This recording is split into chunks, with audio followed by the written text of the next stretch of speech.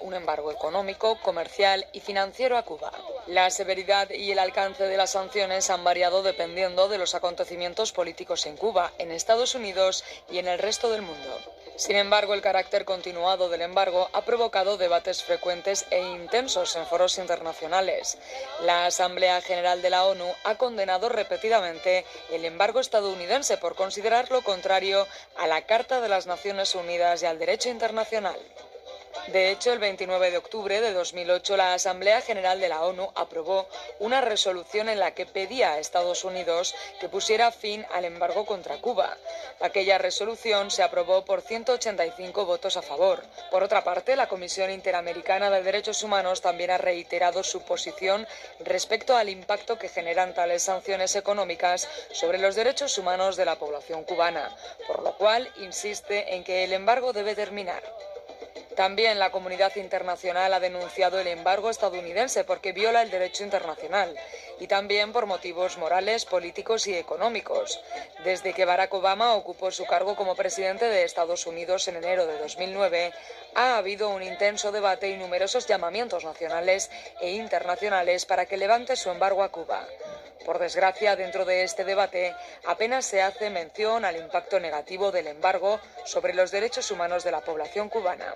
La organización Amnistía Internacional ha reiterado en sus informes que levanten el embargo estadounidense, aunque al no poder acceder a Cuba, Amnistía Internacional no ha podido documentar de primera mano los efectos del embargo sobre el disfrute de estos derechos. No obstante, la información de este documento se basa, en su mayor parte, en informes de agencias y programas de la ONU que operan en Cuba. Se trata de informes incluidos a su vez en los informes del secretario general de la ONU que se presentan anualmente ante la Asamblea General de las Naciones Unidas desde 1994.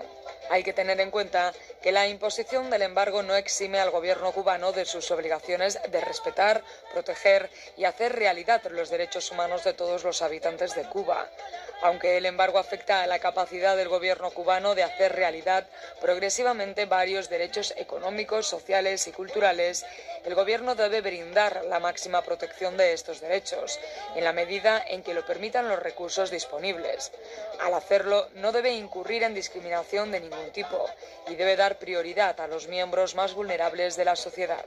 La legislación relativa al embargo contiene disposiciones para el establecimiento de la democracia en Cuba. Entre ellas se incluyen la asignación de importantes sumas de dinero en concepto de ayuda y apoyos a ONG y personas de Cuba que se oponen al gobierno. El refuerzo del embargo mediante la ley Helms-Burton de 1996 llevó a las autoridades cubanas a responder con una legislación más dura que, en última instancia, se ha utilizado para condenar a presos de conciencia a largas penas de prisión. Las autoridades cubanas retratan a los disidentes políticos no violentos y a los activistas de derechos humanos como simpatizantes de gobiernos extranjeros que respaldan la política estadounidense contra Cuba. El embargo ha ayudado a minar el disfrute de derechos civiles y políticos clave en Cuba. Esto alimenta un clima en el que se niegan de forma sistemática los derechos fundamentales como la libertad de asociación, expresión y reunión.